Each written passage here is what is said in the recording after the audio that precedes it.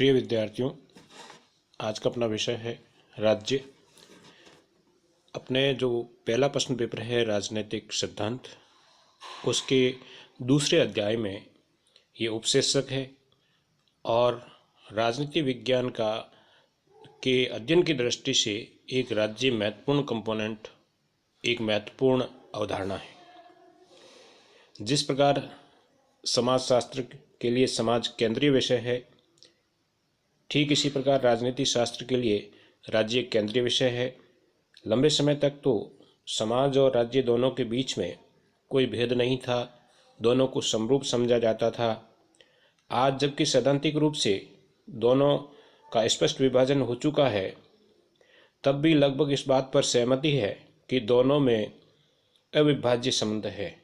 दोनों में व्यवहारिक जगत में अलग करके नहीं देखा जाता। समाज को ही राज्य और राज्य को ही समाज समझा जाता है। जैसा कि राजनीति विज्ञान के प्रसिद्ध विद्वान डॉक्टर गार्नर कहते हैं कि राज्य जो है, राजनीति विज्ञान जो है, उसका आदि और अंत राज्य के साथ है। यानी ये ऐसा विषय है राजनीति शास्त्र जो मुख्यतः राज्य के साथ जुड़ा हुआ है। वहीं राज्य की परंपरागत परिभाषा इस आधार पर की जाती है कि राज्य एक ऐसा विशिष्ट राजनीतिक संगठन है जिसकी अपनी जनसंख्या है, क्षेत्र है, सरकार है, संप्रभुता है, और इन्हीं के आधार पर राज्य के आधारभूत तत्व या राज्य के तत्व कहे जा सकते हैं। वह है जनसंख्या, क्षेत्र, सरकार और संप्रभुता। आज भी व्यवहारिक रूप से संप्रभुता के आधार पर ही राज्य और समाज के बीच में भेद किया जाता है। आधुनिक काल में जैसे जैसे सामाजिक संगठनों में परिवर्तन हुआ, राजनीतिक चिंतन का भी बहुत तेजी से विकास हुआ। राज्य के स्वरूप, राज्य के उद्देश्य, उसकी प्रणालियाँ नए सिरे से विचार की जाने लगी। समाज का परिदृश्य बदलने से राज्य का स्वरूप भी बदला। वे निरंतर नए नए आयाम उसमें जुड़ते गए, राज्य की नई भूमिकाएं उसमें जुड़ती गई और बहुत कुछ विभिन्न देशों की जो शासन प्रणालियां हैं उसके चरित्र के आधार पर राज्य का स्वरूप भी बदला। इसी के साथ राज्य को केवल एक राज्य नहीं बल्कि विभिन्न देशों में विभिन्न शासन प्रणालियों में राज्य को अलग अलग नाम से संबोधित किया गया। जैसे कुछ विद्वान कहते हैं ये एक वर्ग विशेष का संगठन है, तो कुछ का मानना है कि यह संपूर्ण समुदाय का संगठन है। कुछ के अनुसार ये राष्ट्रीय रूप है और कुछ के अनुसार समाज जो है समाज का एक रूप ही राज्य है।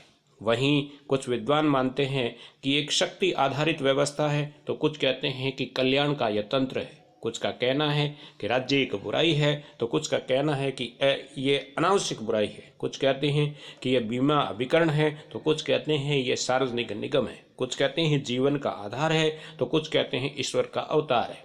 कुछ कहते हैं कि राज्य विधिक संस्था है, कानूनी संस्था है, तो कुछ कहते हैं कि नहीं, ये नैतिक संस्था है। कुछ विद्वानों का मानना है कि समाज में जो रहने वाले मानव है वही राज्य का निर्माण करते हैं, तो वहीं कुछ विद्वानों का मानना है कि राज्य तो देवी अवतार है, ईश्वरीय अवतार है। कुछ का मानना है ये विकास का तंत्र है, तो कुछ का कहना है कि शोषण का ये यंत्र है। इस प्रकार राज्य के बारे में जितने मुँह उससे अधिक बातें उभर कर आती है। राज्य के स्वरूप और राज्य की परिभाषा को इस आधार पर वर्णित किया जाता है।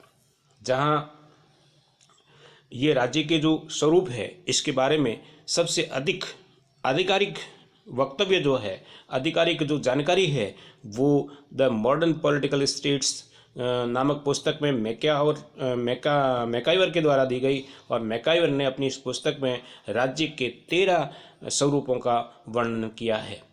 इसी के साथ मैं कहना चाहूँगा कि विभिन्न जो शासन प्रणालियाँ हैं उनमें भी राज्य को भिन्न भिन्न रूप से देखा गया है, भिन्न भिन्न आधार पर राज्य को परिभाषित किया गया है। जैसे सबसे प्रमुख जो राजनीतिक अवधारणाएं या राजनीतिक विचारधारा है उसमें आदर्शवाद आता है। आदर्शवाद में कहा गया राज्य एक अनिवार्य अच्छाई है, राज्य एक देवी संस्था है, राज्य एक नैतिक संस्था है, राज्य एक नैसर्गिक संस्था है, एक निरंकुश संस्था है, एक सर्वप्रिय संस्था है, एक शाश्वत संस्था है, एक व्यक्तित्व का पूर्ण आंगिक संस्था है और एक साध्य है।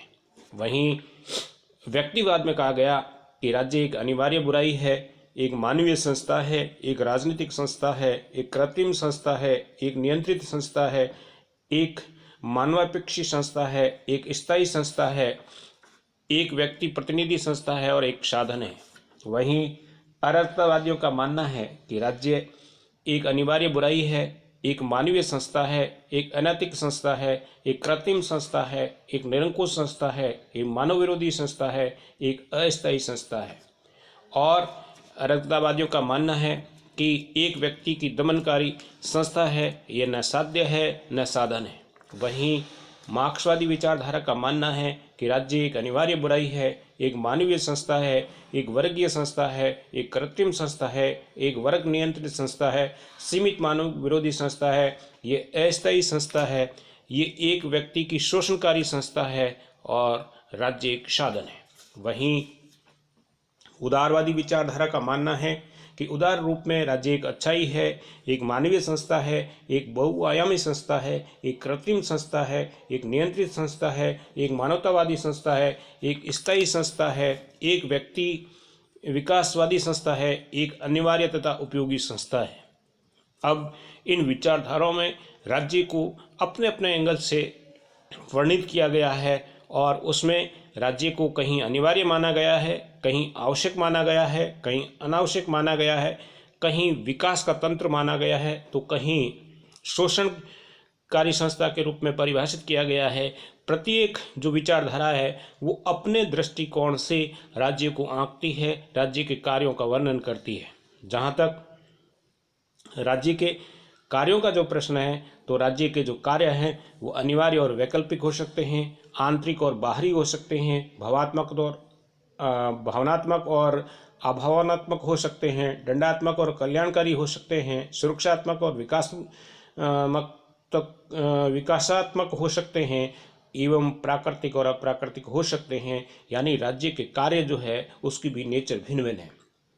प्रिय विद्यार्थियों, राज्य एक ऐसी संस्था है जो किसी भी स्थान पर बैठने वाली जनसंख्या, निश्चित भूभाग, सरकार और संप्रभुता को गति देता है। यह जीवित तंत्र है। इसी के आधार पर जो है वो कार्य निर्धारित होते हैं, संविधान निर्मित होता है, संविधान और नागरिकों के संबंध निर्धारित होते हैं। तो राज्य नामक संस्था ही किसी व्यक्ति की पहचान है। ये वैधानिक वो तंत्र है जो ये सिद्ध करता है कि किस प्रकार से राजनीतिक व्यवस्था को दशा और दिशा दी जा सकती है। राज्य जो है वो राजनीति का आधार पर संगठित वह संस्था है जो जनसंख्या के लिए, निश्चित भू क्षेत्र के लिए, सरकार के लिए और संप्रभुता के द्वारा चिन्हित की जाती है और उसमें रहने वाले प्रत्येक व्यक्ति को उसी परिधि में रहना होता है, उसी क्षेत्र में रहना होता है और उस राज्य के द्वारा जो निष्पादित कार्य किए जाते हैं उन सब में उसको भागीदार बनना होता है।